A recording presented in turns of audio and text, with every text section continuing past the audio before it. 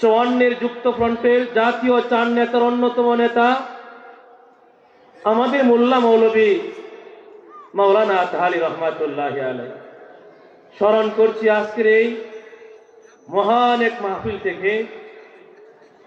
এই কিশোরগঞ্জ দ্বারা সাজিয়েছিলেন মাওলানা আহমদ আলী খান রহমাতুল্লাহ আলাই, আতাউর রহমান খান রহমাতুল্লাহ আলাই কত সুন্দর করে সভাপতির আসনে বসা থাকতেন, চেহারা দেখতাম, মুগ্ধ হতাম। তিনি আমাদের ছিলেন এই প্রজন্ম যাকে চেনে জানে আল্লামা আজহার আলী আনোয়ার শাহ রহমাতুল্লাহ আলাই।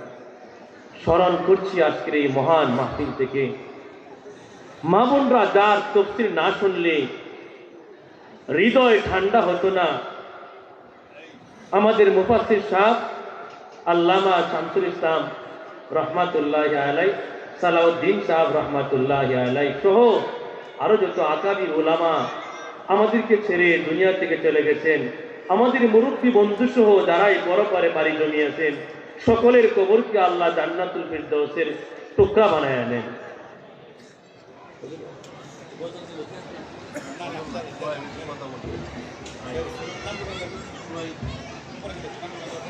আমাদের সামনে আমরা যার অপেক্ষায় ছিলাম, আমাদের প্রজন্মের আইডল, আমাদের প্রজন্মের আদর্শ হযরত মাওলানা রেজাউল করিম আবরার হাফিজাহুল্লাহ। আমি আগেই বলছিলাম বড় বড় আকাবিরদের, আমাদের শাসাব রাহিমাহুল্লাহ সহ আরো বড় বড় আকাবির ওরা আমাদের উস্তাদ হযরত মাওলানা কুতুবউদ্দিন রহমাতুল্লাহ আলাই, তার সুযোগ্য সাহেবজাদা হযরত মাওলানা রেজাউল করিম আবরার হাফিজাহুল্লাহ কথা বলবেন। এর আগে একটা বিষয় স্পষ্ট করবেন আমাদের জায়নদিয়ার মুহাদ্দিস হাফেজ হযরত মাওলানা শহীদ আব্দুর রব হাফিজাহুল্লাহ।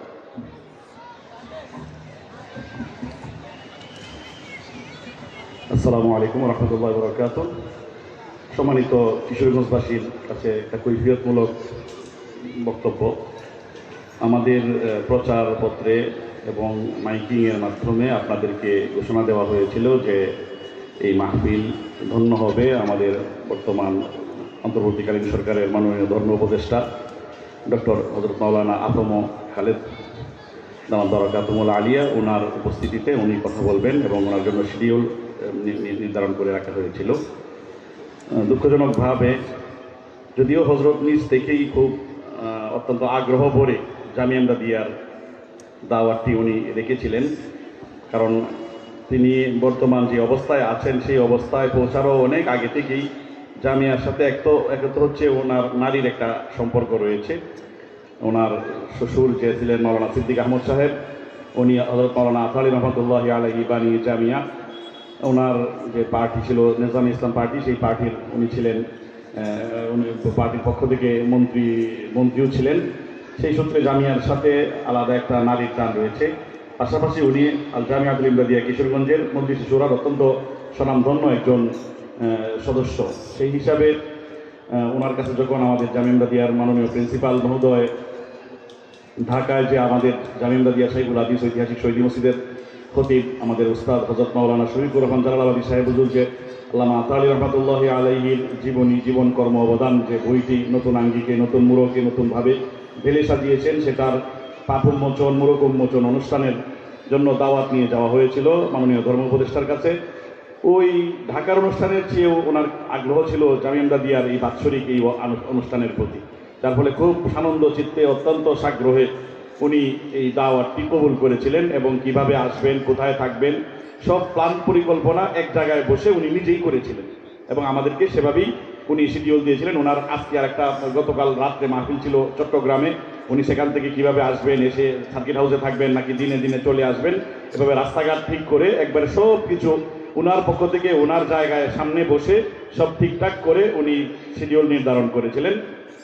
কিন্তু কদ্দারাল্লাহু ওয়া মা শাআ ফাআল, আল্লাহ রাব্বুল আলামিনের ফয়সালাই হচ্ছে শিরোধার্য। সবচেয়ে মানুষ অনেক কিছুই চায় কিন্তু কিছুই হয় না, আল্লাহ পাক জানা চান। তো সেই সূত্রে আল্লাহ হঠাৎ করেই আমাদের এই মাননীয় ধর্ম উপদেষ্টার দেশের বাহিরে ইউরোপে একটি সফর, রাষ্ট্রীয় একটি সফরের শিডিউল পড়ে যায়। রাষ্ট্রের ডাকে রাষ্ট্রীয় দায়িত্ব পালনের জন্য উনি একান্ত অনন্যপায় হয়ে বাধ্য হয়ে আমাদের আজকের এই প্রোগ্রামের শিডিউলটি উনি আসতে উপস্থিত হতে অপারগতা প্রকাশ করেছেন। উনি নিজে থেকেই রিং করেছেন, কথা বলেছেন আমাদের মাননীয় প্রিন্সিপাল মহোদয়ের সাথে এবং দুঃখ প্রকাশ করেছেন। সবার কাছেই বিশেষ করে কিশোরগঞ্জবাসীর প্রতি ওনার দুঃখ করেছেন, অপারগতা প্রকাশ করেছেন, দুঃখ প্রকাশ করেছেন। পাশাপাশি জামিম দাদিয়ার যে মজলিসে শুরার যে হবে অনুষ্ঠান হবে, শুরার যে বৈঠক অনুষ্ঠিত হবে সেখানে উনি উপস্থিত হবেন বলে আমাদেরকে নিশ্চয়তা দিয়েছেন।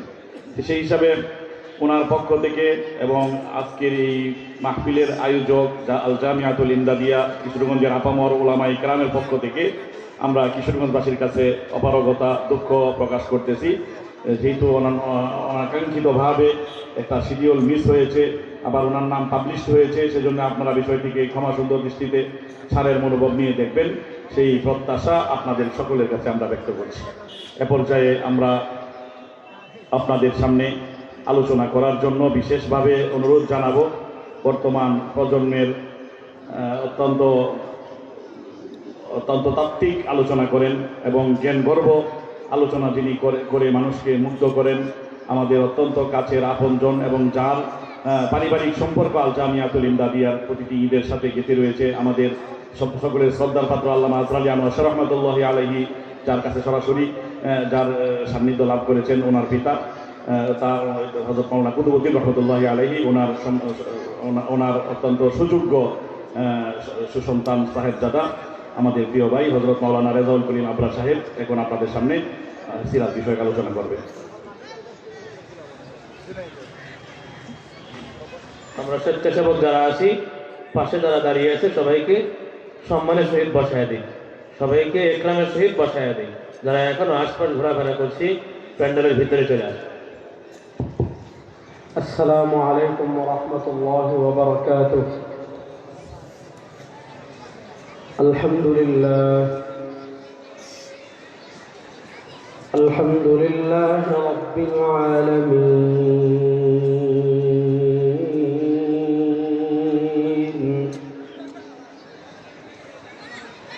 والعاقبة للمتقين،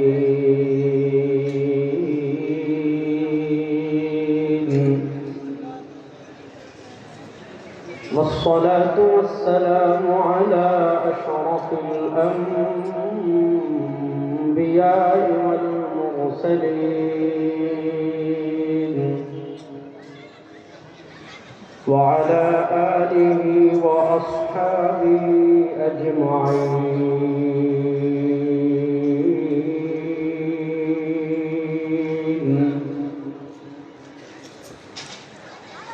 أما بعد فأعوذ بالله من الشيطان الرجيم.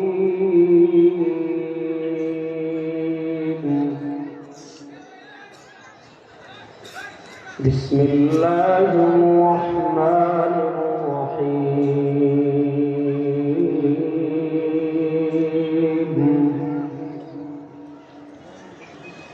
قل إن كنتم تحبون الله فاتبعوني يحببكم الله.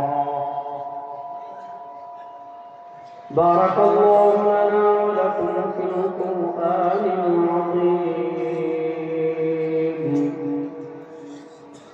ونفعنا وإياكم بالآيات والذكر الحكيم. وقال رسول الله صلى الله عليه وسلم: إنه من يعش منكم بعدي فسيرى اختلافا كثيرا، فعليكم بسنتي وسنة الخلفاء الراشدين المهديين، تمسكوا بها وعضوا عليها بالنواجذ،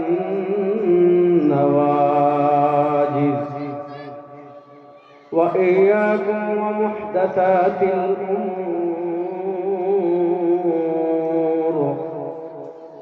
فإن كل محدثة بدعة وكل بدعة ضلالة وكل ضلالة في النار أو كما قال عليه الصلاة والسلام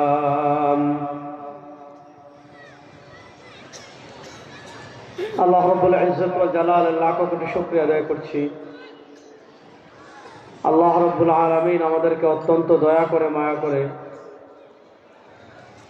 বাংলাদেশের ঐতিহ্যবাহী দ্বীনি বিদ্যাপীঠ মুজাহিদে মিল্লাত আল্লামা আতাহা আলাইহি নব্বরাল্লাহু মারকাদাহুর স্মৃতি বিজড়িত আল জামিআতুল ইমদাদিয়া কিশোরগঞ্জের 2 দিন ব্যাপী সিরাতুন নবী সাল্লাল্লাহু আলাইহি ওয়াসাল্লাম মাহফিলের দ্বিতীয় দিনের মাগরিবের নামাজের পর আল্লাহ রাব্বুল ইজ্জত ওয়াল জালাল আমাদেরকে দুনিয়ার সকল কাজ থেকে ফারিগ করে আল্লাহ তাআলা আমাদেরকে এই জান্নাতের বাগানে আসার, বসার, কথা বলার, কথা শোনার তৌফিক দান করেছেন। আমরা সবাই একবার আল্লাহ রাব্বুল ইজ্জত ওয়াল জালালের দরবারে মন প্রাণ উজাড় করে উচ্চ আওয়াজ একবার কালেমাতুশ শুকর আদায় করি, আলহামদুলিল্লাহ। কিপটামি করবেন না, সবাই উচ্চ আওয়াজ একবার পড়েন আলহামদুলিল্লাহ। নবী করিম সাল্লাল্লাহু আলাইহি ওয়াসাল্লামের সিরাতের মাহফিল। নবী করিম সাল্লাল্লাহু আলাইহি ওয়াসাল্লামের সিরাতের নানা দিক আছে। নবী করিম সাল্লাল্লাহু আলাইহি ওয়াসাল্লামের গোটা জীবন, তার গোটা জীবনই সিরাত, তার গোটা জীবনই আমাদের জন্য আদর্শ। নবী করিম সাল্লাল্লাহু আলাইহি ওয়াসাল্লাম জীবনের সব ক্ষেত্রে, জীবনের সব কিছুতে আমাদের জন্য অনুসৃত। কেন অনুসৃত? এই আয়াত কম বেশি আমরা সকলেই জানি। আল্লাহ তাআলা পবিত্র কোরআনে বলেছেন, লাকাদ কানা লাকুম ফি রাসূলিল্লাহি উসওয়াতুন হাসানা। এই আয়াতের ব্যাখ্যা আমি করব না। আমি প্রথম যে বিষয়টা বোঝাতে চাইব সেটা হলো, আমরা দুনিয়াতে যারা ইমানদার, দুনিয়াতে আমরা যারা নিজেদেরকে মুসলিম দাবি করি, মুসলিম কমিউনিটির সদস্য বলে পরিচয় দেই, ইমানদার দাবি করি, আমরা সকলেই একথা বিশ্বাস করি। এটা আমাদের আকীদা, এটা আমাদের ঈমানের গুরুত্বপূর্ণ আযা আরকান তাওহীদ। অর্থাৎ আমরা বিশ্বাস করি আমাদের রব একমাত্র আল্লাহ। বলেন, আমরা বিশ্বাস করি আমাদের রব একমাত্র, বলেন না, জোরে বলেন, আমরা বিশ্বাস করি আমাদের রব একমাত্র আল্লাহ। দেখেন, একটা হলো আল্লাহর অস্তিত্বের স্বীকার। অস্তিত্বের স্বীকার কখনো তাওহীদ না। মনোযোগ। আল্লাহ তাআলা মক্কার কাফেরদের, কিছু কাফেরদের চরিত্র কোরআনে বর্ণনা করেছেন। আল্লাহ তাআলা বলেছেন, আপনি যদি তাদেরকে জিজ্ঞাসা করেন, ওয়ালা ইন সাআলতাহুম মান খালাকাস সামাওয়াতি ওয়াল আরদ ওয়া সাখখারাশ শামসা ওয়াল কমর, হাবিব আপনি যদি জিজ্ঞাসা করেন ওই যারা আপনার দিন মিটিয়ে দিতে চায়, আপনার ইসলাম মিটিয়ে দিতে চায়, আপনার শরিয়া মিটিয়ে দিতে চায়, আপনার কোরআন মিটিয়ে দিতে চায়, আপনার আমি তো ধর্ম, আপনার উপর আল্লাহর পক্ষ থেকে যে ধর্ম এসেছে সেই ধর্মকে যারা মিটিয়ে দিতে চায়, তাদেরকে যদি আপনি জিজ্ঞাসা করেন মান খালাকাস সামাওয়াতি ওয়াল আরদ,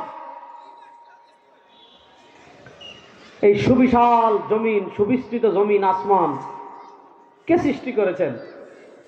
আয়াতের দুটা ব্যাখ্যা করেছেন মুফাসসিরিনে কেরাম। কেউ বলেছেন যে এই আয়াতে আল্লাহ কিছু মক্কার কাফেরদের কথা বলেছেন, আবার কেউ বলেছেন তারা আংশিক এটা বিশ্বাস করতো, পুরাপুরি না। এটা লম্বা তাফসিল আছে, তাওহীদের রুবুবিয়ত নিয়ে, সে আলোচনা আমি যাচ্ছি না। শুধু এতটুকু বুঝাই, আল্লাহ তাআলা বলেছেন যদি তাদেরকে জিজ্ঞাসা করা হয় মান খালাকাস সামাওয়াত, আসমান সমূহ কে সৃষ্টি করেছেন, তাদেরকে জিজ্ঞাসা করা হয়, বলেন তো জমিন কে সৃষ্টি করেছেন? লায়াকুলুন্না আল্লাহ, তারাও বলবে আসমান লাত মূর্তি সৃষ্টি করে নাই। তারাও বলবে আসমান মানাত মূর্তি সৃষ্টি করে নাই। তারাও বলবে আসমান হুবাল মূর্তি সৃষ্টি করে নাই। তারাও বলবে আসমান উজ্জা মূর্তি সৃষ্টি করে নাই। তারাও বলবে আসমান চন্দ্র সৃষ্টি করে নাই, সূর্য সৃষ্টি করে নাই, দুর্গা সৃষ্টি করে নাই, কোন মূর্তি সৃষ্টি করে নাই, কোন নেতা সৃষ্টি করে নাই, আগুন সৃষ্টি করে নাই। লায়াকুলুন্না আল্লাহ, তারাও বলবে আসমান সৃষ্টি করেছেন কে? জোরে বলেন। তারাও বলবে আসমান সৃষ্টি করেছেন কে? আল্লাহ। এই যে তারা স্বীকারোক্তি দিল, এটার নাম তাওহীদ না? জীবনেও না। দেখেন, আমরা যখন দুনিয়াতে বিপদে পড়ি, চূড়ান্ত বিপদে, আমরা যখন দেখি যে আর কেউ আমাদেরকে উদ্ধার করতে পারবে না, আর বাঁচানোওয়ালা কেউ নাই, আর উদ্ধার করনেওয়ালা কেউ নাই, আর সহযোগিতা করনেওয়ালা কেউ নাই, আর আমাকে মুসিবত থেকে উদ্ধার করনেওয়ালা আর কোনো জাত নাই, কোনো সত্তা নাই, কেউ পারবে না। আমরা যখন দুনিয়া থেকে চূড়ান্ত হতাশ হয়ে যাই, আমরা যখন সব দিক থেকে একেবারে হতাশা হয়ে যাই, আমরা যখন সব দিক থেকে একেবারে উদাসীন হয়ে যাই, আমরা তখন ডাকি একমাত্র কাকে? আল্লাহকে। দেখেন, আল্লাহ তাআলা কোরআনুল কারীমে কাফেরদের কথা বলেছেন, কি সুন্দর করে বলেছেন। দেখেন, ওয়া ইযা গাশিয়াহুম মাওজুন কাযযুলালি দা'আবুল্লাহা মুখলিসিনা লাহুদ্দিন। আল্লাহ তাআলা বড় সুন্দর করে বলেছেন, ওয়া ইযা মাসসাকুমুদ দুররু ফিল বাহরি দাল্লা মান তাদউনা ইল্লা ইয়্যাহ। আল্লাহ মক্কার কাফেরদেরকে বলতেছেন, এই ইসলামকে মিটিয়ে দিতে চাস, দিনকে মিটিয়ে দিতে চাস, কোরআনকে মিটিয়ে দিতে চাস, শরিয়াকে মিটিয়ে দিতে চাস? আল্লাহ বলেন, তোরাই বল। ওয়া ইযা মাসসাকুমুয যুররু ফিল বাহর, যখন তোমাদেরকে মুসিবত স্পর্শ করে সমুদ্রে, কেমন মুসিবত স্পর্শ করে? ওয়া ইযা গাশিয়াহুম মাওজুন কাযযুলালি দা'আবুল্লাহা মুখলিসিনা লাহুদ্দিন। তারা সমুদ্র পথে ইথিওপিয়া যাচ্ছে ধরেন, তারা সমুদ্র পথে আফ্রিকায় যাচ্ছে ধরেন, তারা সমুদ্র পথে মিশর যাচ্ছে ধরেন, কোন একটা জায়গায় যাচ্ছে ধরেন কাফেররা। এখনো তো অনেক সময় সমুদ্র হঠাৎ উত্তাল হয়ে যায়। আল্লাহ তাআলা তাদের চরিত্র বর্ণনা করতে গিয়ে বলেন, আচ্ছা তোমরা বলো, যখন সমুদ্র তোমাদের সমুদ্রে সফরের পথে তোমাদেরকে বিপদ স্পর্শ করে, কেমন বিপদ?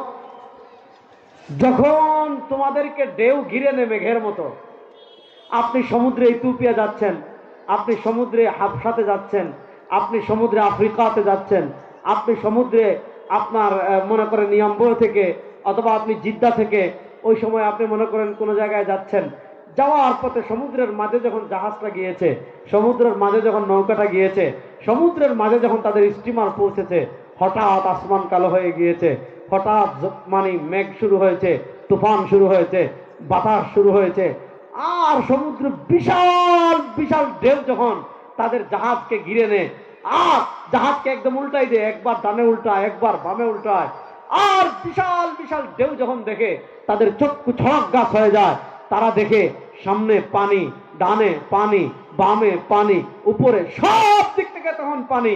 তখন তারাও বুঝে আর মূর্তি বাঁচাতে পারবে না, আর দুর্গা বাঁচাতে পারবে না, আর কালিমা বাঁচাতে পারবে না, আর লাত বাঁচাতে পারবে না, আর হুবার বুজা বাঁচাতে পারবে না, আর মানাত বাঁচাতে পারবে না, আর উজ্জা বাঁচাতে পারবে না, আর আবু জাহেল বাঁচাতে পারবে না, আর কোন নেতা বাঁচাতে পারবে না, আর আগুন বাঁচাতে পারবে না, আর তারকা বাঁচাতে পারবে না।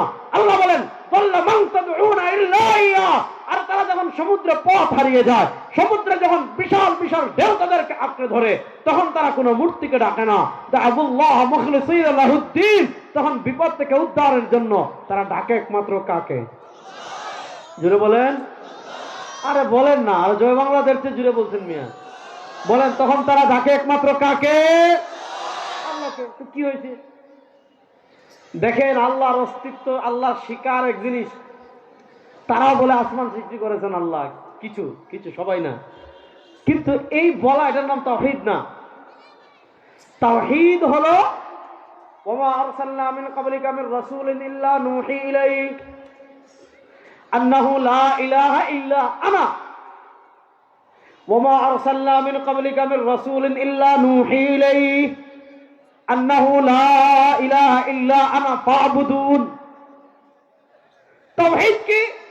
তাওহীদ হলো আপনাকে বলতে হবে লা ইলাহা ইল্লাল্লাহ। আল্লাহ তো ইহুদিরাও মানে, কিন্তু তারা তো দুই খোদা বিশ্বাস করে। আল্লাহ তো খ্রিস্টানরা মানে, তারা তো তৃতীয়বাদে বিশ্বাস করে।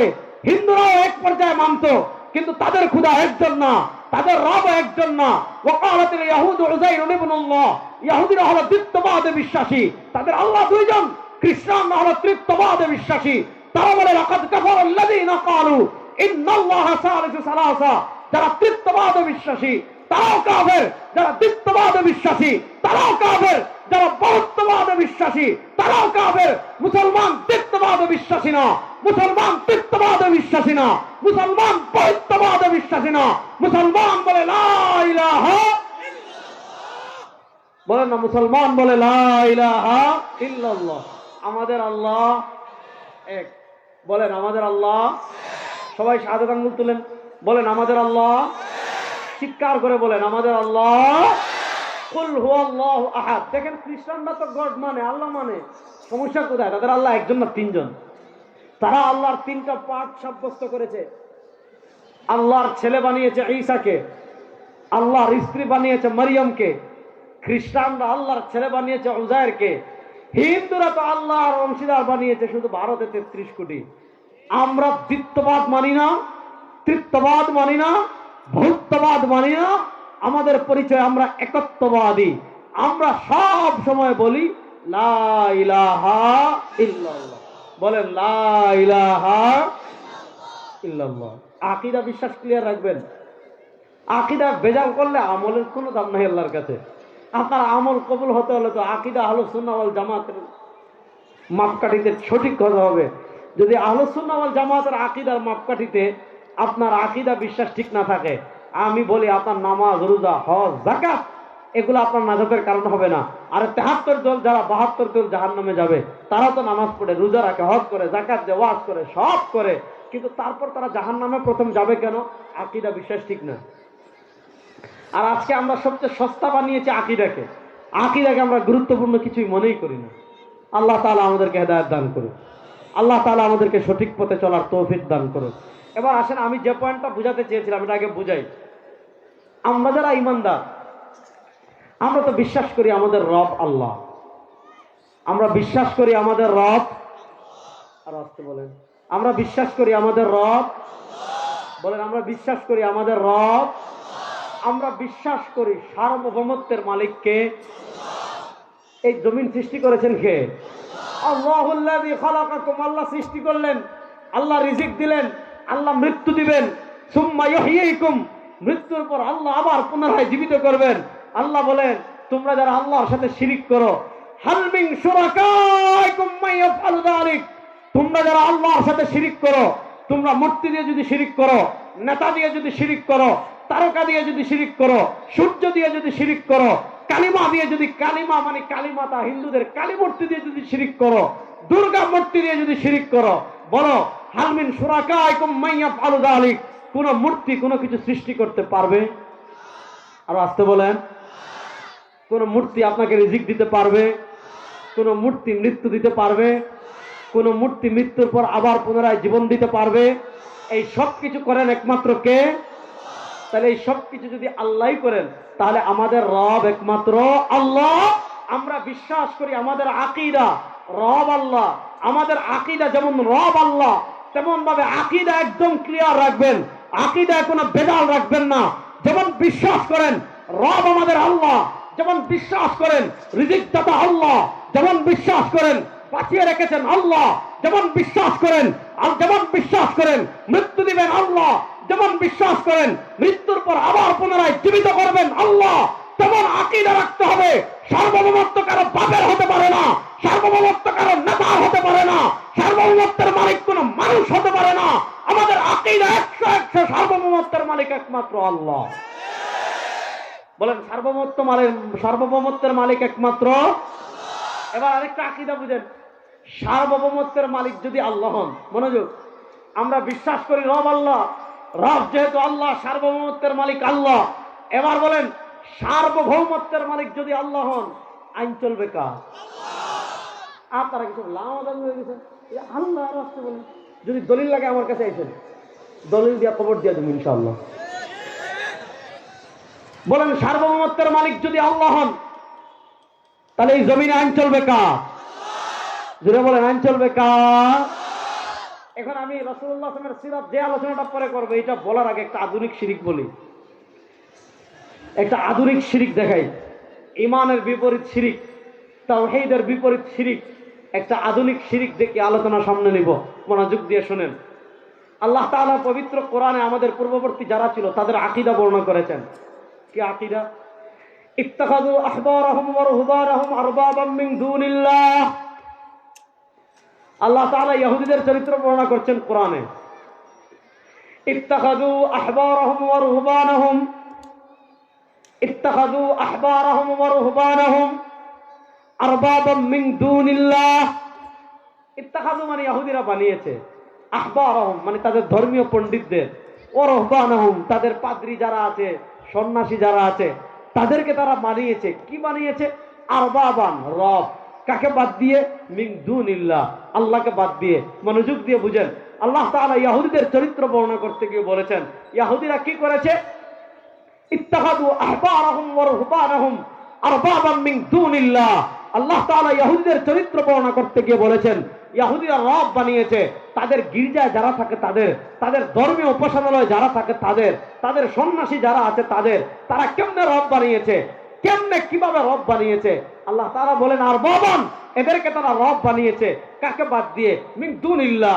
আগে বলেছে আমাদের আকীদা রব মানুষ হতে পারে না, আমাদের আকীদা রব চন্দ্র হতে পারে না, আমাদের আকীদা রব মূর্তি হতে পারে না, আমাদের আকীদা কারো আব্বা আর আমাদের রব হতে পারে না। আমরা বিশ্বাস করি রব আল্লাহ। আল্লাহ ইহুদিদের কথা বলেন, এরা রব বানিয়ে ফেলেছে ধর্মযাজকদেরকে। ওই যারা চার্চে থাকে, যারা গির্জায় থাকে, যারা মন্দিরে থাকে, যারা উপাসনালয়ে থাকে, যারা তোমার ভ্যাটিকান সিটিতে থাকে, এদেরকে রব বানাইছে। কেমনে? পয়েন্টটা বুঝেন। এই আয়াত যখন নাজিল হয়েছে, হযরত আদী ইবনে হাতিম রাদিয়াল্লাহু তাআলা আনহু নবী করিম সাল্লাল্লাহু আলাইহি ওয়াসাল্লামের কাছে আসলেন। এই আয়াত নাজিল হওয়ার পর হযরত আদী ইবনে হাতিম রাদিয়াল্লাহু তাআলা নবী করিম সাল্লাল্লাহু আলাইহি ওয়াসাল্লামের কাছে আসলেন। নবী করিম সাল্লাল্লাহু আলাইহি ওয়াসাল্লামকে এসে বলেন, ইয়া রাসূলুল্লাহ, এই আয়াতটা তো বুঝলাম না। মানে তিনি যেহেতু আগে ইহুদিদের আলেম ছিলেন, ইয়া রাসূলুল্লাহ, আমরা তো কোনোদিন ধর্ম উপাসনালয়ে যারা থাকে, গির্জা যারা থাকে, চার্চে যারা থাকে, ইয়া রাসূলুল্লাহ, এদেরকে তো জীবনে আমরা সিজদা দেই নাই। যেহেতু আমরা তাদেরকে জীবনে সিজদা দেই নাই, তাদেরকে আমরা কেমনে রব বানাইলাম? অথচ আল্লাহ বলেছেন আমরা এদেরকে রব বানিয়েছি। আমরা তাদের না ইবাদত করেছি, আমরা না তাদেরকে সিজদা দিয়েছি, তাদের পায়ে গিয়ে সিজদাও দেই নাই, তাদের কবরে গিয়েও সিজদা দেই নাই। তাহলে যদি সিজদা না দেই, তাদেরকে রব বানাইলাম কেমনে? ইয়া রাসূলুল্লাহ, আয়াতটা বুঝতেছি না। আল্লাহ নবী বলেন, আমা ইন্নাহুম লাম ইয়াবুদুনাহুম, ঠিক আছে, যদিও তোমরা তাদের ইবাদত করো নাই। আল্লাহ নবী সাল্লাল্লাহু আলাইহি ওয়াসাল্লাম বলেন, মনোযোগ, যদিও তোমরা তাদের ইবাদত করো নাই, যদিও ইহুদিরা তাদের ইবাদত করে নাই, তাদেরকে সিজদা দেয় নাই, কিন্তু কি করেছে? কেমনে তাদেরকে রব বানিয়েছে? ব্যাপারটা বুঝেন। কিন্তু যখন দেখা গিয়েছে আল্লাহ একটা বিধান দিয়েছেন এটা হালাল, ওই ধর্মযাজকরা বলেছে এটা হারাম, আল্লাহ বলেছেন একটা হারাম, ধর্মযাজকরা বিধান পরিবর্তন করে বলেছে হালাল। অর্থাৎ আল্লাহর বিধানকে পরিবর্তন করে ভিন্ন বিধান তারা দিয়েছে। আল্লাহর হালালকে ধর্মযাজকরা হারাম করে দিয়েছে, আল্লাহর হারামকে ধর্মযাজকরা হালাল করে দিয়েছে। এবার একদিকে আল্লাহর বিধান, আরেকদিকে ধর্মযাজকের বিধান, একদিকে আল্লাহর বিধান, আরেকদিকে সন্ন্যাসীর বিধান, একদিকে আল্লাহর বিধান, আরেকদিকে চার্চের বিধান, একদিকে আল্লাহর বিধান, আরেকদিকে গির্জার বিধান, একদিকে আল্লাহর বিধান, আরেকদিকে তাদের ধর্মীয় পণ্ডিতদের বিধান। ইহুদিদের খাসলত কি ছিল? ইহুদিদের চরিত্র কি ছিল? তারা আল্লাহর বিধান বাদ দিয়ে তাদের ধর্মযাজকদের বিধান মেনেছে, তারা আল্লাহর বিধান বাদ দিয়ে তারা তাদের চার্চে যারা থাকে তাদের ধর্ম মেনেছে, আল্লাহর বিধান বাদ দিয়ে তাদের গির্জা যারা ছিল তাদের বিধান তারা মেনেছে। শুনেন, যে বিধান আল্লাহ কোরআনে দিয়ে দিবেন, যে বিধান আল্লাহ ওহীর মাধ্যমে দিয়ে দিবেন, যে বিধান আল্লাহ নবীর মাধ্যমে দিয়ে দিবেন, ওই বিধান পরিবর্তন করার ক্ষমতা দুনিয়ার কারো নাই। কথা ক্লিয়ার? বলেন, যে বিধান আল্লাহ দিয়েছেন,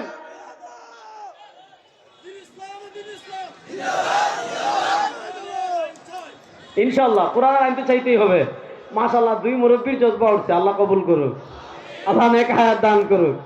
কথা ভালো করে বুঝেন, আমি যে জিনিসটা বোঝাতে চাচ্ছি, যেই বিধান ক্লিয়ারলি, এগুলো বলতে হবে, ক্লিয়ারলি বলবেন ভাই। যেই বিধান আল্লাহ দিয়েছেন, সেই বিধান যদি আমার সংসদ পরিবর্তন করে, আমি 100 বার মানি না।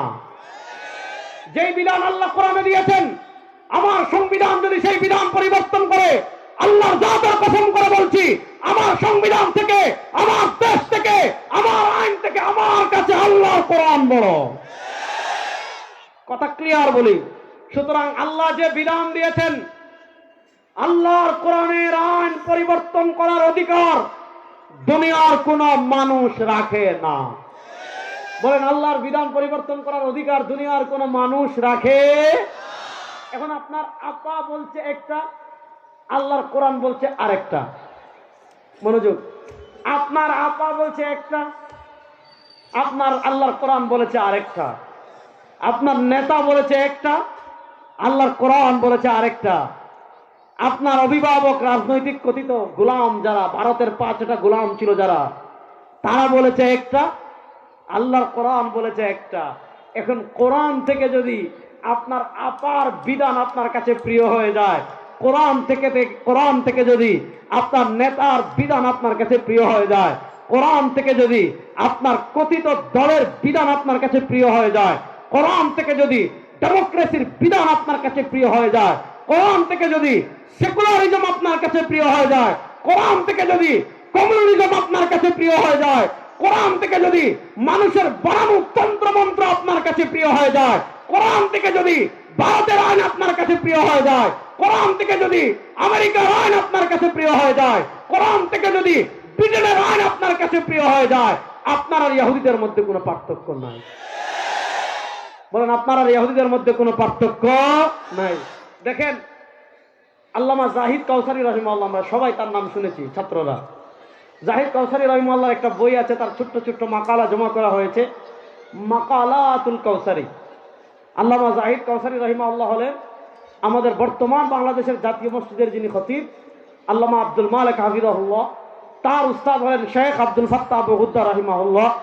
শেখ আব্দুল ফাত্তাহ আবু গুদ্দা রাহিমাহুল্লাহর উস্তাদ হলেন আল্লামা জাহিদ কাউসারী রাহিমাহুল্লাহ।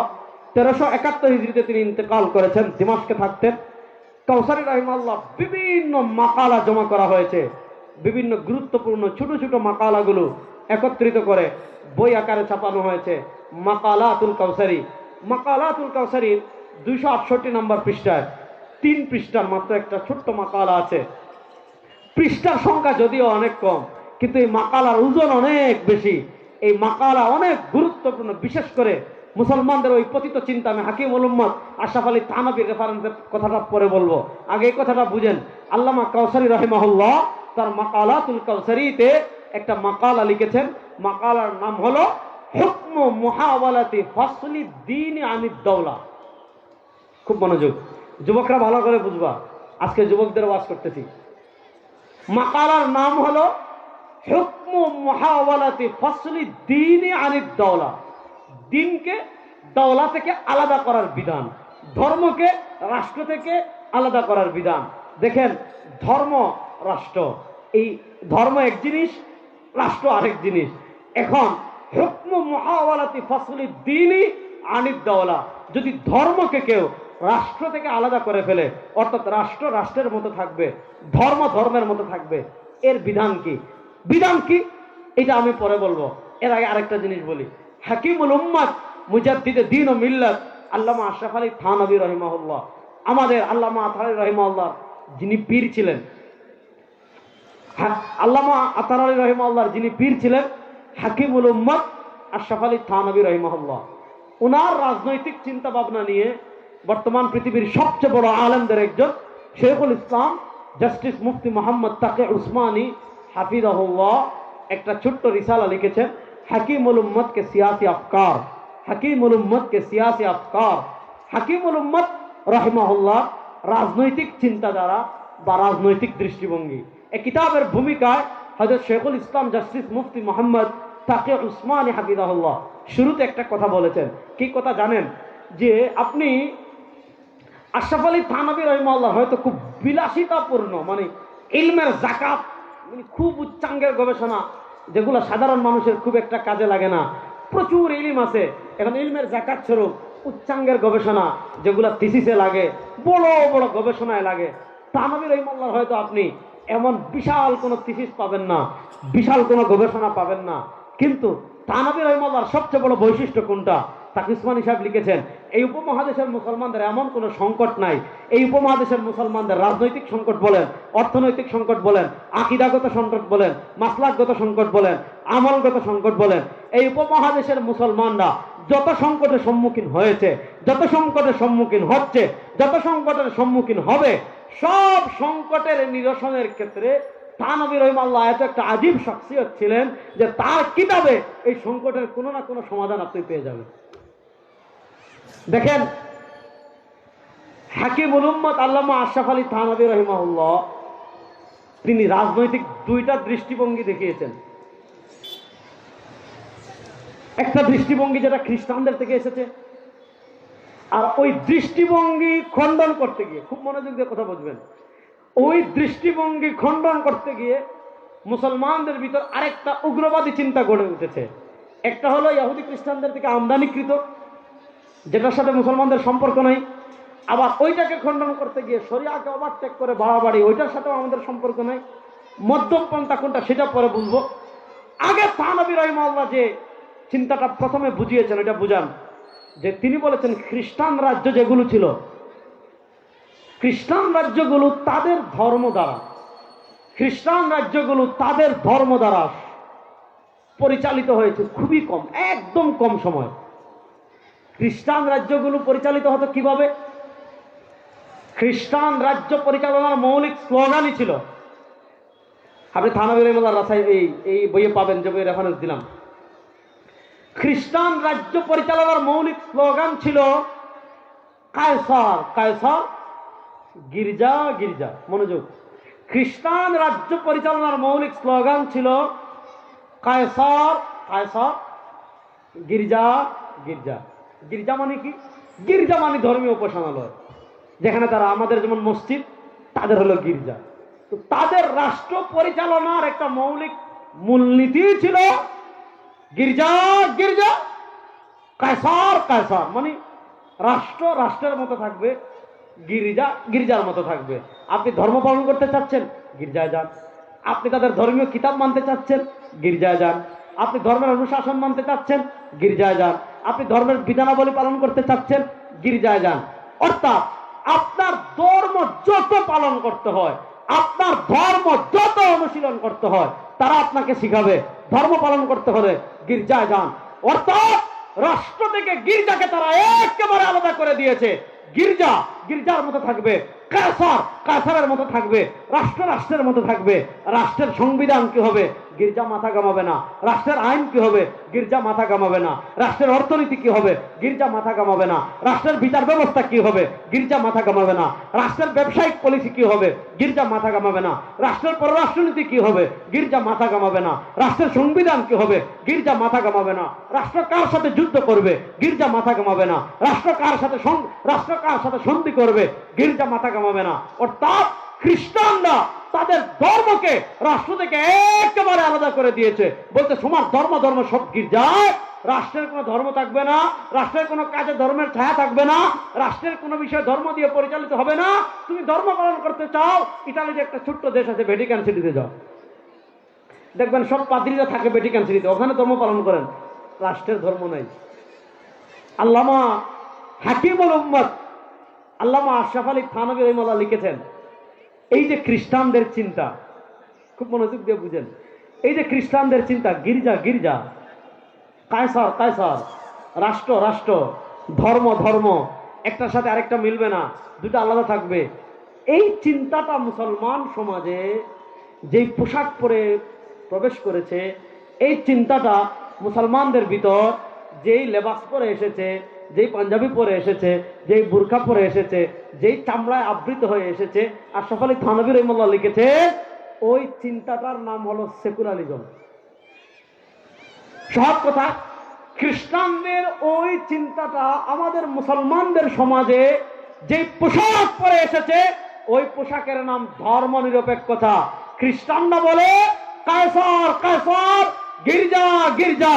আর আমাদের দেশের নাস্তিকরা বলে বাংলাদেশ বাংলাদেশ, মসজিদ মসজিদ, মাদ্রাসা মাদ্রাসা, খানকা খানকা।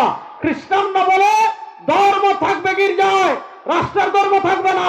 নাস্তিকরা বলে ধর্ম থাকবে মসজিদে, ধর্ম থাকবে পরিবারে, সংসদে ধর্ম লাগবে না, অর্থনীতিতে ধর্ম লাগবে না, রাষ্ট্র পরিচালনায় ধর্ম লাগবে না, সংবিধানে ধর্ম লাগবে না। আরে ওই চিন্তা কোন মুসলমানের চিন্তা হতে পারে না। মুসলমানের চিন্তা ঘর থেকে সংসদ সব জায়গায় থাকবে ইসলাম, ইসলামকে মাইনাস করা যাবে না।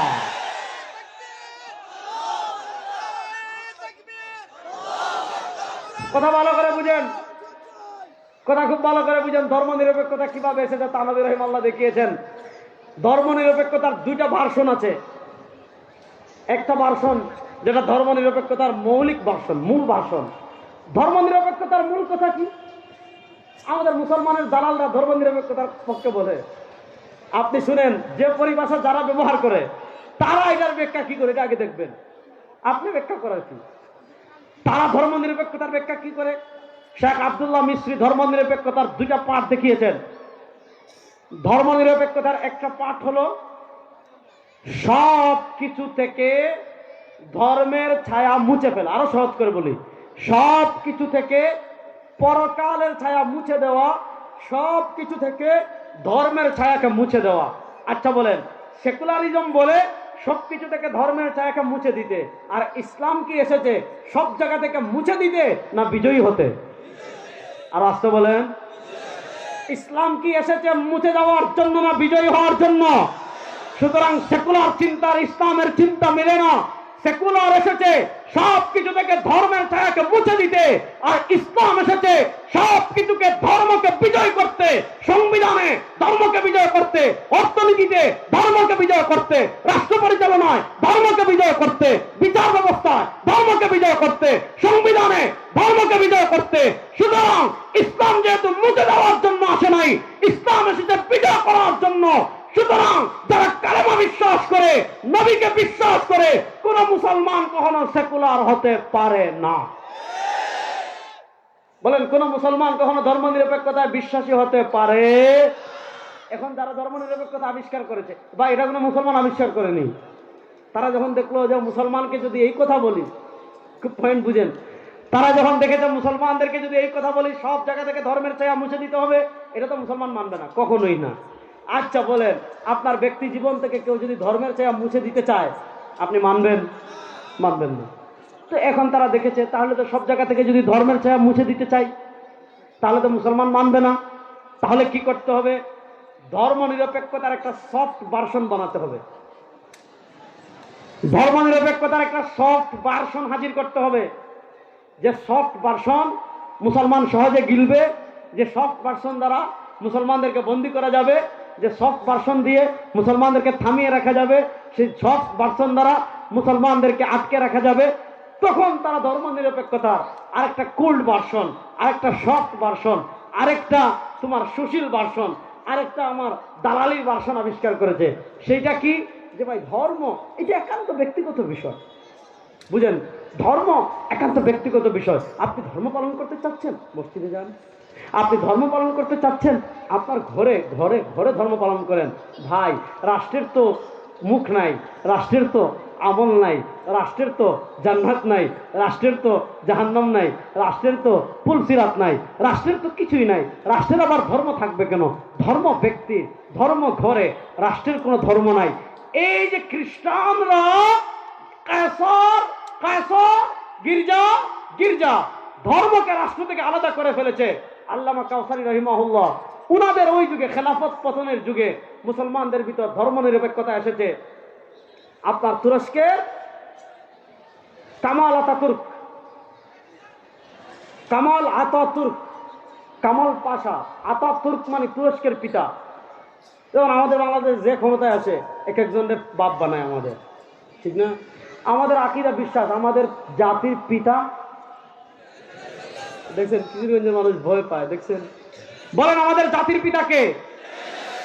আরে উচ্চ আওয়াজে বলেন আমাদের জাতির পিতা কে?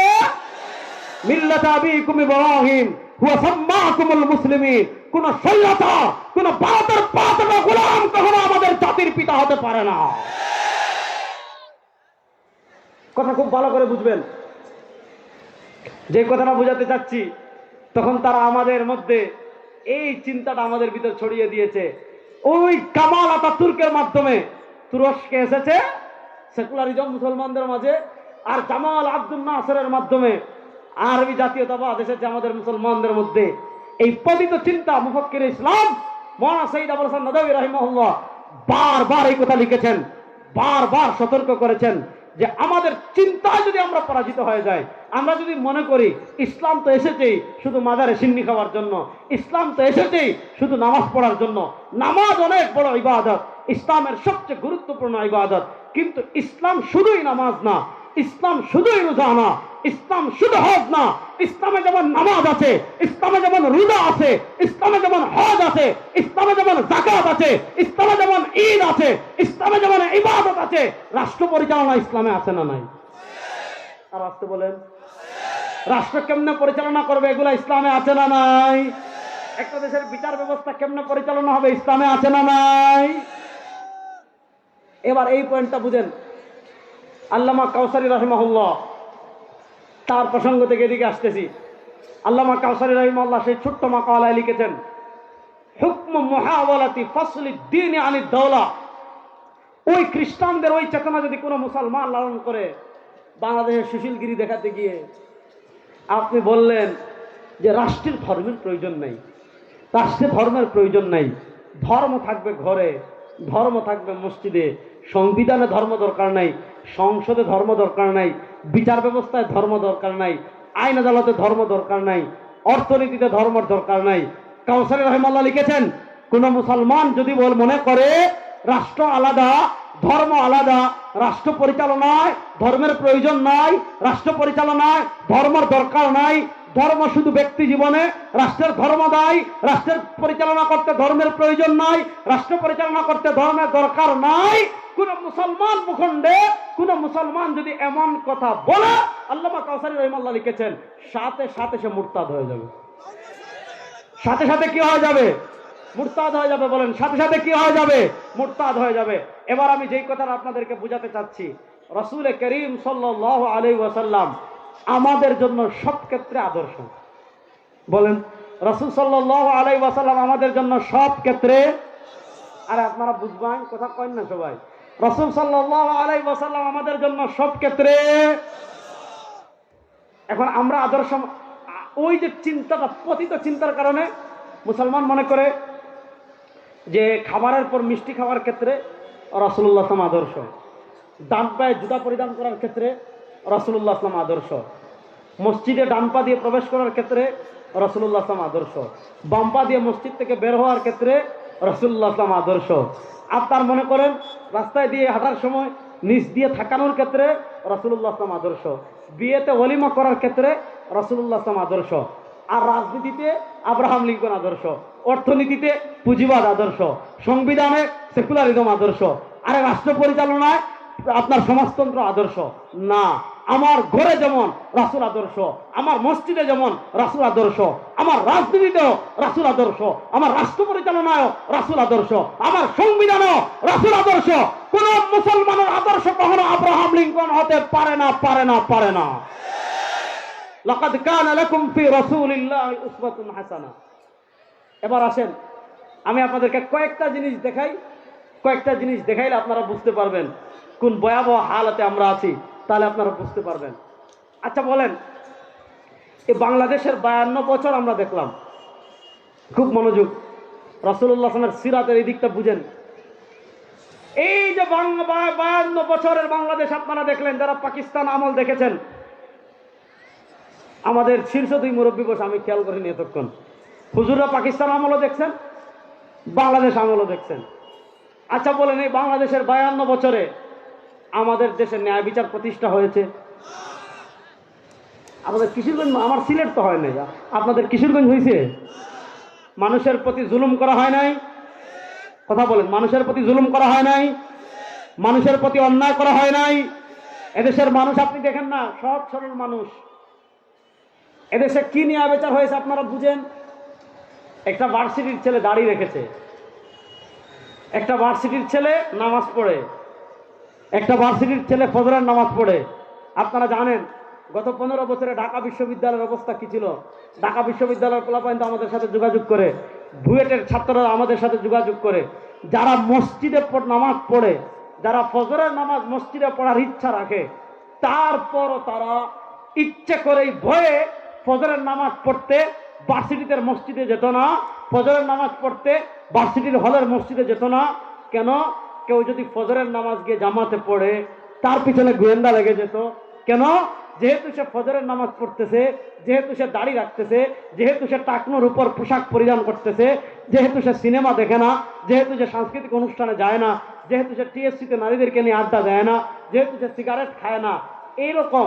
আচ্ছা, সিগারেট না খাওয়া এটা ভালো না খারাপ? খারাপ করে সিগারেট না খাওয়া ভালো না খারাপ? টিএসসিতে বেকর্দা নারীদের সাথে আড্ডা না দেওয়া ভালো না খারাপ? টাকনুর উপর জামা পড়া ভালো না খারাপ? দাড়ি রাখা ভালো না খারাপ? আরে বলেন না, নামাজ পড়া ভালো না খারাপ? কিন্তু আমাদের দেশে কি হয়েছে জানেন? কি নিয়ে বিচার ছিল? ভার্সিটিতে দাড়ি রেখেছে, নামাজ পড়েছে, তাসবিহ পড়েছে, টাকনুর উপর জামা পড়েছে, তাবলিগে গিয়েছে, টিএসসিতে আড্ডা দেয় নাই, ডান হাতে সিগারেট নিয়ে মহিলা নিয়ে হাঁটে নাই, বস সন্দেহ করেছে এটা জঙ্গি। এটা কি জঙ্গি? এই ভারতের সবচেয়ে বড় দালাল হইল প্রথম আলো। বলেন, ভারতের সবচেয়ে বড় দালাল কারা? এই প্রথম আলো পত্রিকা রিপোর্ট করেছিল, আপনার ছেলে জঙ্গি হচ্ছে না তো, আপনার ছেলে জঙ্গি হচ্ছে না তো। এখন প্রশ্ন হলো, আমার ছেলে জঙ্গি হচ্ছে কিনা কিভাবে বুঝবেন? তারা রিপোর্ট করেছে, দেখো তোমার ছেলে নামাজ পড়ে কিনা, দেখো তোমার ছেলে চুপচাপ থাকে কিনা, দেখো তোমার ছেলে টাকনুর উপর জামা পড়ে কিনা, দেখো তোমার ছেলে সিগারেট বর্জন করেছে কিনা, দেখো তোমার ছেলে বয়ান শুনে কিনা, দেখো তোমার ছেলে তাবলিগে যায় কিনা। এইগুলোকে ওই ভারতের 5টা গুলো আমরা জঙ্গি আলামত বলে আমার কলেজ ভার্সিটির ছাত্র ভাইদেরকে জঙ্গি ট্যাগ লাগিয়ে, যেই ভারতের দালালেরা আলেমদের প্রতি জুলুম করেছে, মুসলমানদের প্রতি জুলুম করেছে, সেই ভারতের দালালদের জায়গায় বাংলাদেশে হবে না, হবে না, হবে না ইনশাআল্লাহ।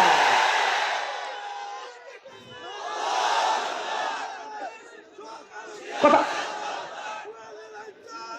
এই আমাদের সবচেয়ে বড় শত্রুর নাম ভারত। বলেন, আমাদের সবচেয়ে বড় শত্রুর নাম? তারা হুমকি দিচ্ছে আমাদের দেশ দখল করবে। আমরা কইছি বাফার করে হইলে হয়, বাফার করে আসবে না, একজন জীবিত যেতে পারবে না ইনশাআল্লাহ। এই বাংলাদেশের 14 কোটি মুসলমান একটা বলে ভারত যদি আমাদের দেশের দিকে হাত তুলে, ইনশাআল্লাহ দিল্লির লাল কেল্লা পর্যন্ত কালেমার পতাকা উঠবে ইনশাআল্লাহ।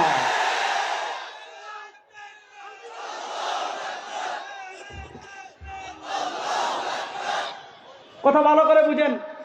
তা আমাদের দেশের অবস্থা ছিল এই যে বিচার ব্যবস্থায় কি পরিমাণ জুলুম অত্যাচার করা হয়েছে আপনারা দেখেছেন। যারা খুনি আওয়ামী লীগ করলে জামিন পায়, আর হুজুররা কোনো কিছু নাই, শুধু ভারতের আধিপত্যবাদের বিরোধিতা করেছে, তাদেরকে বছরের পর বছর কারাগারে বন্দী করে রাখা হয়েছে, তাদেরকে ফাঁসির কাস্টে ঝুলানো হয়েছে, তাদেরকে গুম করা হয়েছে, তাদেরকে খুন করা হয়েছে, তাদেরকে আয়না ঘরে রাখা হয়েছে। শুধু আলেমদের কথা বাদ দেন, যখনই যারা বিরোধী দল হয়েছে তারা জুলুমের শিকার হয়েছে, অত্যাচারের শিকার হয়েছে।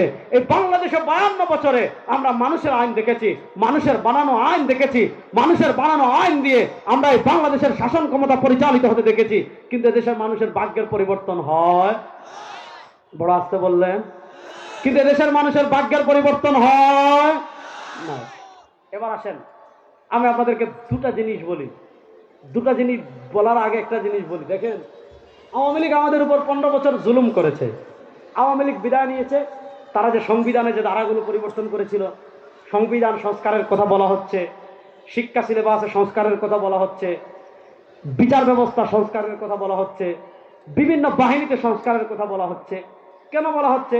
যে তারা বিনা ভোটে ছিল, জুলুম করেছিল, দিনের ভোট রাতে করেছিল, নিজেরা পরস্পর ভোট করেছিল, দেশের মানুষের ভোটাধিকার হরণ করেছে, অবৈধভাবে ফেসিবাদীভাবে তারা ক্ষমতায় ছিল, যার কারণে তারা পলায়ন করেছে, তারা দেশ ছেড়ে পালিয়ে গিয়েছে। এখন তাদের তৈরি করা সবকিছু সংস্কারের কথা বলা হচ্ছে।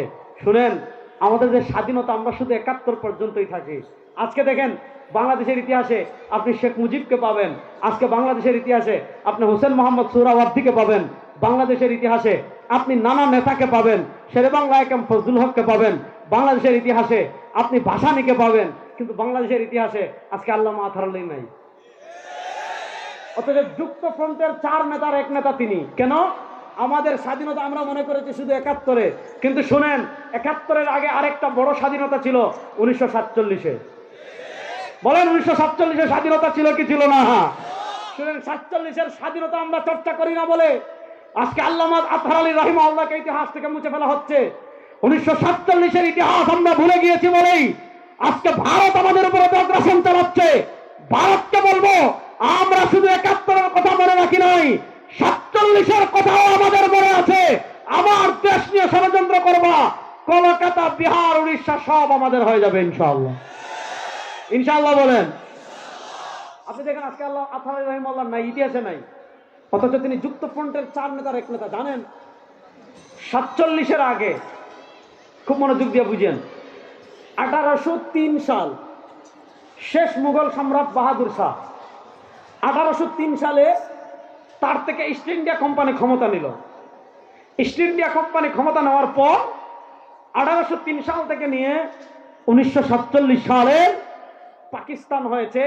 আমি ওই দিন আল্লামা তাকি উসমানী হাফিজাহুল্লাহ আত্মজীবনী আছে ইয়াদে, আল্লামা তাকি উসমানী হাফিজাহুল্লাহ আত্মজীবনী পড়ছিলাম ইয়াদে। তিনি লিখেছেন 1947 সালের আমরা জানি 14 আগস্ট পাকিস্তান বা 15 আগস্ট পাকিস্তানের জন্ম হয়েছে, কিন্তু আল্লামা তাকি উসমানী লিখেছেন আমরা ইংরেজি তারিখটা জানি। পাকিস্তান রাষ্ট্রের জন্ম হয়েছে শবে কদরে।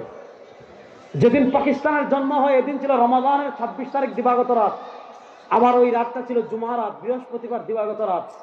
47-এর আগে মনোযোগ, 1803 সাল থেকে নিয়ে 1947 সাল পর্যন্ত এই উপমহাদেশের ক্ষমতায় ছিল ইস্ট ইন্ডিয়া কোম্পানি। তারা এসেছিল 7 নদী 7 সমুদ্র 13 নদীর ওপার থেকে ব্যবসার নামে। এবার আপনারা বলেন, এই যে ইস্ট ইন্ডিয়া কোম্পানি, ইংরেজরা এদেশের শাসন ক্ষমতায় ছিল, আচ্ছা আপনারা বলেন ইস্ট ইন্ডিয়া কোম্পানি এদেশের মালিক ছিল না ডাকাত ছিল? আর আসতে বলেন, কিশোরগঞ্জের মানুষ জুড়ে বলেন, ইস্ট ইন্ডিয়া কোম্পানি এদেশের মালিক ছিল না ডাকাত ছিল? দেখেন, ডাকাতের বিরুদ্ধে আমাদের আকাবিররা 150 বছর সংগ্রাম করেছেন। 150 বছর সংগ্রাম করে আমি ওই দিন আমার এক লেকচারে বলেছিলাম যে 1947-এর যে স্বাধীনতা, এই স্বাধীনতার প্রথম ভিত্তিপ্রস্তর স্থাপন করেছিলেন শাহ আব্দুল আজিজ মুহাদ্দিস দেহলভী রাহিমাহুল্লাহ। ভারত উপমহাদেশকে দারুল হার্ব ফতোয়া ঘোষণা দিয়ে তিনি কি করেছিলেন? স্বাধীনতার প্রথম ভিত্তিপ্রস্তর স্থাপন করেছিলেন। সুতরাং দেখেন, ইংরেজদের বিরুদ্ধে, ব্রিটিশদের বিরুদ্ধে 1803 সাল থেকে নিয়ে দীর্ঘ সংগ্রাম হলো। 1857 সালে সিপাহী বিপ্লব হলো, 1866 সালে দারুল দেওবন্দ হলো, বালাকুট হলো, রেশমি রুমাল হলো। নানা সংগ্রামের পর ব্রিটিশের বিদায়ের শেষ দিকে উপমহাদেশের মুসলমান, আওয়ামী লীগের গত 15 বছর আমলে মনে হয়েছিল আমরা মুসলমানরা এদেশে বাড়াটিয়া আর এদেশের মালিক হলো হিন্দুরা। দেখেন, এদের শরীরে চর্বি বেশি জমে গেছে। গত 15 বছর দালালি করে দেখেন, সাধারণ হিন্দুদের সাথে আমাদের কোনো সমস্যা নাই ভাই। তারা তাদের ধর্ম 100 পালন করুক, তারা পূজা করুক, তারা তাদের যা মন চায় তা করুক, চাকরি করুক, পুলিশ হোক, আর্মি হোক, অফিসার হোক, ইউএনএ হোক, এমপি হোক, মন্ত্রী হোক, কোনো সমস্যা নাই আমাদের। তারা তাদের ধর্ম পালন করবে, কোনো সমস্যা নাই। আমরা বাংলাদেশের ইতিহাস আপনি কখনো দেখবেন না যে কিশোরগঞ্জে কোনো মন্দিরের উপর মুসলমানরা হামলা করেছে, দুর্গাপূজার মিছিলে মুসলমানরা হামলা করেছে, ওই একটা শহীদ মসজিদ হয়েছে, ওটা তো ব্রিটিশ আমলে হয়েছে, পাকিস্তান আমলে, ব্রিটিশ আমলে। তাইলে 1942-এ মানে আমাদের স্বাধীনতার 4-5 বছর আগে, 1947-এর স্বাধীনতার 4-5 বছর আগে 1942 সালে তাও একটা ঘটনা। যেমন এটা কেন করছে ওইটা আমি বলতে চাচ্ছিলাম। আওয়ামী লীগের আমলে যেমন সবকিছু মনে হয়েছিল হিন্দুদের, দেখেন সাধারণ হিন্দুরা যা করেছেন আমরা কিছু বলবো না, কিন্তু উগ্র ইসকন, সাধারণ হিন্দু আর উগ্র ইসকন এক নয়। সাধারণ হিন্দুরা বাংলাদেশে থাকবে, দেশের নাগরিক সুবিধা ভোগ করবে, চাকরি করবে, তারা তাদের ধর্মীয় অধিকার পালন করবে, আমাদের কোনো বাধা নাই, নিষেধ নাই। কিন্তু যে উগ্র ইসকন আমার ভাই আলী শহীদ করেছে, মধুখালী আমার দুই ভাইকে শহীদ করেছে, ওই উগ্র ইসকনকে এই বাংলাদেশে আর থাকতে দেব না, দেব না, দেব না ইনশাআল্লাহ। ইসকনের সাথে আমাদের জিহাদ হবে ইনশাআল্লাহ। ওই দিন বলে এসেছি, সরকারের ঊর্ধ্বতন মহলকে বলে এসেছি, ইসকন আমাদের হাতের ময়লা, আমরা ধৈর্য ধরে আছি, আমরা আইন শৃঙ্খলা হাতে তুলে নিচ্ছি না। দেখেন ভারতে যেগুলো মুদ খায়, হ্যাঁ, আমি বলছি এখন গরুর মুদ খাইলে হবে না, এদের মাথায় যে পরিমাণ গ্যাস্ট্রিক উঠছে ভারতের সাংবাদিকদের। আমি বলেছি আমাদের ভুলায় মনপুরায় বিশাল বিশাল মহিষ আছে, এক একটা মহিষ এক এক দিনে 8-10 কেজি পেশাব করে। বলছি গরুর মুদ খেয়ে যদি মাথার ট্যাবলেট না নামে, প্রেশার না নামে, গ্যাস্ট্রিক না নামে, আমাদেরকে বলবা ভুলা থেকে 7-8 কেজি মহিষের পেশাব পাঠামো, ওইটা খেয়ে গ্যাস্ট্রিক নামাও মাথা থেকে। কথা ভালো করে বুঝেন। আজকে তারা আমাদেরকে সাম্প্রদায়িক সম্প্রীতি শিখাতে এসেছে, অথচ ওই জানোয়ারদের দেশে আপনারা দেখেন বাবরি মসজিদকে শহীদ করা হয়েছে, অসংখ্য মসজিদকে শহীদ করা হয়েছে, গুজরাটে মুসলমানদেরকে হত্যা করা হয়েছে, দিল্লিতে মুসলমানদেরকে হত্যা করা হয়েছে, মাদ্রাজে মুসলমানদেরকে হত্যা করা হয়েছে, আসামে মুসলমানদেরকে হত্যা করা হয়েছে, সাম্প্রদায়িক দাঙ্গা তৈরি করে দূরে ভারতে মুসলমানদের রক্ত বইয়ে দেওয়া হয়েছে, কাশ্মীরে মুসলমানদেরকে হত্যা করা হয়েছে। ওই উগ্র বিজেপি মোদির দালাল ইসকনদেরকে এই দেশে নিষিদ্ধ করতেই হবে। যদি নিষিদ্ধ না করেন এই দেশের মানুষ ইসকনের বিরুদ্ধে জিহাদ করতে বাধ্য হবে ইনশাআল্লাহ। ইসকনের সাথে আমাদের কোনো আপোষ, বলেন ইসকনের সাথে আমাদের কোনো আপোষ। আমি যেই কথা বললাম, আওয়ামী লীগের আমলে হিন্দুরা যেমন ছিল, আপনি তাদের বিরুদ্ধে কথা বলবেন, আপনাকে কোন আয়না করে নিবে আপনি চিন্তা করতে পারবেন না। আপনারা দেখেন ব্রিটিশ আমলে এইরকম হিন্দুরা পাওয়ারফুল ছিল, জমিদার তাদের, ওসি তাদের, ডিসি তাদের, ট্যাক্স তোলার দায়িত্ব তাদের, বিভিন্ন রাষ্ট্রীয় সুখ সুবিধা চাকরি সব তাদের। মুসলমানদের উপর এত বৈষম্য করেছে ওই সময় হিন্দুরা। দেখেন একটা সাধারণ ভার্সিটি হবে ঢাকায়, ওইটা রবীন্দ্রনাথ ঠাকুর মানে নাই, ওইটা রবীন্দ্রনাথ ঠাকুর কি মানে নাই। যে বাংলাদেশ বিরোধী ছিল আপাদমস্তক, সেই রবীন্দ্রনাথ ঠাকুরের মতো বাংলাদেশ বিদ্বেষী রবীন্দ্রনাথ ঠাকুরের গান আজকে আমাদের জাতীয় সঙ্গীত। এর চেয়ে দুঃখের কথা আর আছে? যাক, তখন মুসলমান বলেছে আমাদের আলাদা আবাস ভূমি হবে, হিন্দুদের সাথে আর থাকুন না, এরা জুলুম করে, এরা অত্যাচার করে, তাদের সাথে আমরা আর থাকবো না, আমাদের আলাদা আবাস ভূমি হবে, তাদের আলাদা আবাস ভূমি হবে। মুসলমানদের আলাদা ভূমি পাকিস্তান, হিন্দুদের আলাদা ভূমি হিন্দুস্তান। এখানে উলামায়ে কেরাম আছেন, হায়াতে আতহারার লেখক, আমাদের বৃহত্তর সিলেটের কৃতি সন্তান আল্লামা শফিকুল হক জালালাবাদী হাফিজাহুল্লাহ আছেন, ওনাদেরকে জিজ্ঞাসা করেন পাকিস্তান প্রতিষ্ঠার আন্দোলনের নেতৃত্ব যখন মুসলমান শুরু করেছে, তখন মুসলমানদের মৌলিক স্লোগান কি ছিল? পাকিস্তান প্রতিষ্ঠার মৌলিক স্লোগান ছিল পাকিস্তান কা মতলব ক্যা লা ইলাহা, বলেন না পাকিস্তান কা মতলব ক্যা লা ইলাহা, বলেন না পাকিস্তান কা মতলব ক্যা লা ইলাহা। এই লা ইলাহা ইল্লাল্লাহর উপর 1947 সালের শবে কদরে জুমাবার, বৃহস্পতিবার জুমা রাতে পাকিস্তান প্রতিষ্ঠার আন্দোলন হয়েছে। আমরা পাকিস্তান প্রতিষ্ঠা লাভ করেছিল ব্রিটিশের করাল গ্রাস থেকে, আধিপত্যবাদী হিন্দুত্ববাদ থেকে। আপনি চিন্তা করেন 47-এ যদি দেশ বিভক্ত না হতো, আজকে আসামে যেভাবে মুসলমানরা নিগ্রহের শিকার হয়, আমরা যদি ভারতের উগ্রবাদী হিন্দুদের সাথে থাকতাম, আমাদের কি অবস্থা হতো আল্লাহ মালুম। সেদিকে আমি যাচ্ছি না। আমি যেটা বললাম 1947 সালে প্রথম আমরা ব্রিটিশের গোলামি থেকে মুক্তি লাভ করলাম, হিন্দুদের আধিপত্যবাদ থেকে আমরা মুক্তি লাভ করলাম। এই হিন্দুদের আধিপত্যবাদ থেকে, ব্রিটিশের আধিপত্যবাদ গোলামির জিঞ্জির ভঙ্গ করে 1947-এ আমরা প্রথম স্বাধীনতা লাভ করেছিলাম। ওই 47-এ স্বাধীনতা আন্দোলনের যারা নেতৃত্ব ছিলেন, পাকিস্তান প্রতিষ্ঠার আন্দোলনে যারা নেতৃত্ব দিয়েছিলেন, তাদের ভিতর অন্যতম যে কয়েকজন নেতা ছিলেন, একজন আল্লামা আতহারানী। ইতিহাস আপনারা জানেন কিনা আমি জানি না। যাক, আমি আপনাদেরকে যে জিনিসটা বোঝাতে যাচ্ছি খুব সংক্ষেপে চালবো, একটু ধৈর্য ধরে বসেন, একটু বসবেন তো ইনশাআল্লাহ। নামাজ, এশার নামাজের ওয়াক্ত মাত্র আসছে, অনেক সময় আছে, পড়বো, সবর করে বসেন, ইতিহাস শুনেন, ওয়াজ জীবনে বহু শুনবেন। আমি যে কথাটা বলতে চাচ্ছি, 47-এ প্রথম দেশ বিভক্ত হলো। 47-এ দেশ বিভক্তের পর, খুব মনোযোগ, 47-এ দেশ বিভক্তের পর 71-এ আরেকটা আমরা স্বাধীনতা লাভ করেছি। খুব মনোযোগ দিয়ে বুঝেন, 71-এর স্বাধীনতা কখনো ধর্মের বিরুদ্ধে ছিল না। 71-এর স্বাধীনতা কখনো ইসলামের বিরুদ্ধে ছিল না। 71-এর স্বাধীনতার মৌলিক চেতনা ছিল তিনটা। বলেন 71-এর স্বাধীনতার মৌলিক চেতনা ছিল কয়টা? আরে যুবকরা বলো, 71-এর স্বাধীনতার মৌলিক চেতনা ছিল কয়টা? 3টা। আজকে দেখবেন আমাদের দেশে শাহবাগী যারা আছে, আমাদের দেশে শাহবাগী নাস্তিক যারা আছে, তারা বলবে ধর্ম নিরপেক্ষতা, আমাদের মুক্তিযুদ্ধের চেতনা, সমাজতন্ত্র, আমাদের মুক্তিযুদ্ধের চেতনা। এবং বড় দুঃখের কথা হলো আমাদের সংবিধানে দেখবেন, আমাদের সংবিধানে মুক্তিযুদ্ধের চেতনা লিখেছে 4টা। এই 4টার ভিতর একটা হলো সমাজতন্ত্র, এই 4টার ভিতর একটা হলো ধর্ম নিরপেক্ষতা। শুনেন, 1971 সালের আমি চ্যালেঞ্জ করে গেলাম কিশোরগঞ্জের সব মানুষকে, এই হাজারো মানুষকে সামনে রেখে চ্যালেঞ্জ করে গেলাম, আমাদের মুক্তিযুদ্ধ কখনো ধর্ম নিরপেক্ষতার জন্য হয় নাই, আমাদের মুক্তিযুদ্ধ কখনো সমাজতন্ত্র প্রতিষ্ঠার জন্য হয় নাই। আমাদের মুক্তিযুদ্ধের চেতনা ছিল 3টা। একটা ছিল সাম্য, আরেকটা হলো মানবিক মর্যাদা, আরেকটা হলো সামাজিক ন্যায় বিচার। আমাদের মুক্তিযুদ্ধের চেতনা ছিল 3টা। আপনি মুজিবনগর সরকারের যে ঐতিহাসিক 6 দফা আছে, সেই 6 দফা আপনি দেখেন। 1970-এর নির্বাচনের আপনি গণঅভ্যুত্থান দেখেন, 1970-এর নির্বাচনের ইশতেহার দেখেন, 1969-এর গণঅভ্যুত্থানের আপনি ইশতেহার দেখেন। কোথাও আপনি মুক্তিযুদ্ধের কোন ঘোষণাপত্রে, মুক্তিযুদ্ধের কোন দলিলে, মুক্তিযুদ্ধের আন্দোলনের কোথাও আপনি সেকুলারিজম পাবেন না, মুক্তিযুদ্ধের আন্দোলনের কোথাও আপনি কমিউনিজম পাবেন না, মুক্তিযুদ্ধের আন্দোলনের কোথাও আপনি ধর্ম নিরপেক্ষতা পাবেন না, সমাজতন্ত্র পাবেন না। আপনি পাবেন মুজিবনগর সরকারের দফা ছিল 3টা। আপনারা বসেন, একটা বাচ্চা লাইট মারতেছে, আপনারা সবাই উঠে যাচ্ছেন, এটা কোনো কথা? বসেন সবাই, এটা আল্লাহ, বসেন বসেন, একটা পিচ্ছি দুষ্টামি করতেছে, বসেন। খুব মনোযোগ দিয়ে বুঝেন, মুক্তিযুদ্ধ 3টা চেতনাকে সামনে রেখে করা হয়েছে।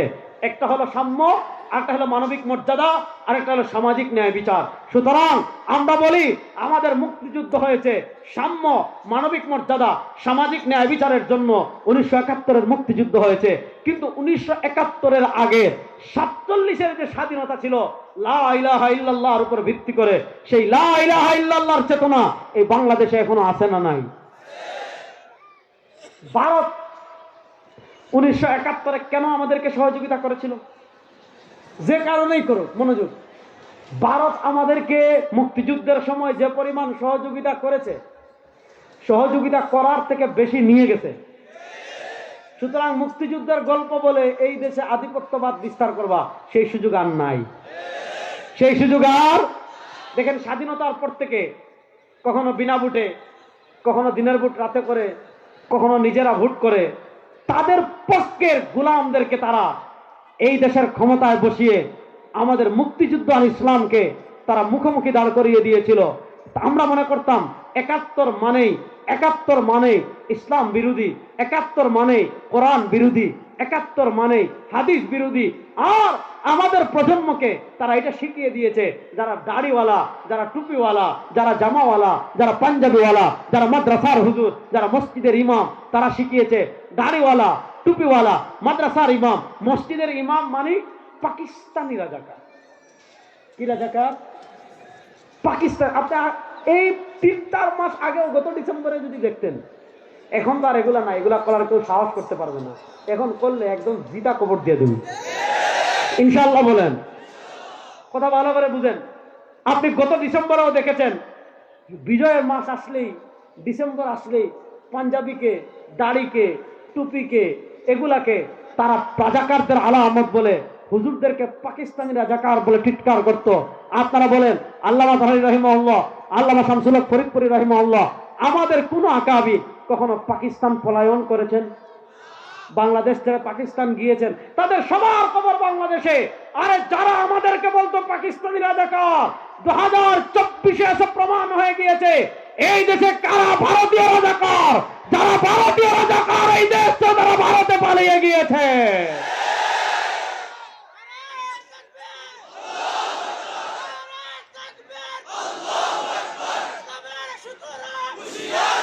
আলোচনার শেষ দিকে চলে আসছি, খুব মনোযোগ দিয়ে বুঝেন।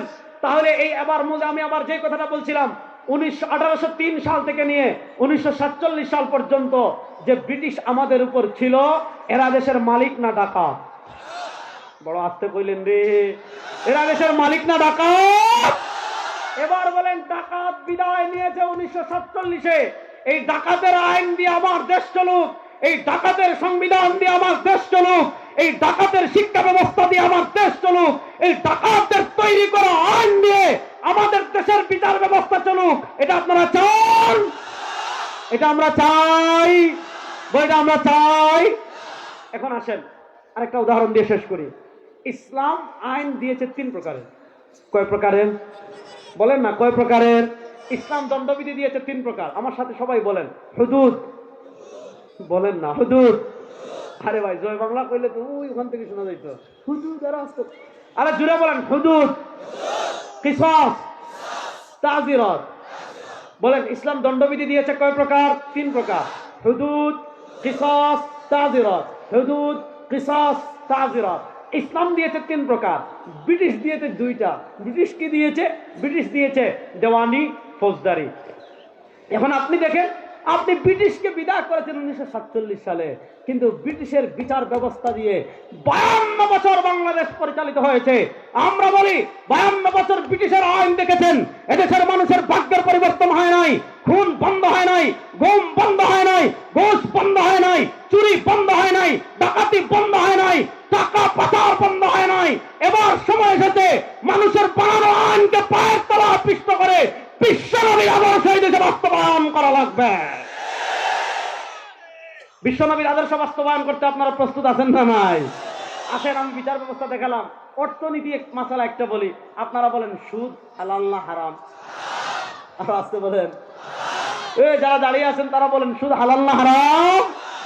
সুদ হারাম। আচ্ছা আপনারা বলেন, কোন রাষ্ট্রের অর্থনীতির ভিত্তি যদি সুদের উপর হয়, এই রাষ্ট্রের উপর আল্লাহর রহমত পড়বে না গজব পড়বে? আপনি আওয়ামী লীগের আমলে খালি উন্নয়ন উন্নয়ন উন্নয়ন শুনেছেন, কিন্তু আপনি জানেন না তারা আমাদের উপর বৈদেশিক ঋণ চাপিয়ে গিয়েছে $100 বিলিয়ন চেয়ে বেশি।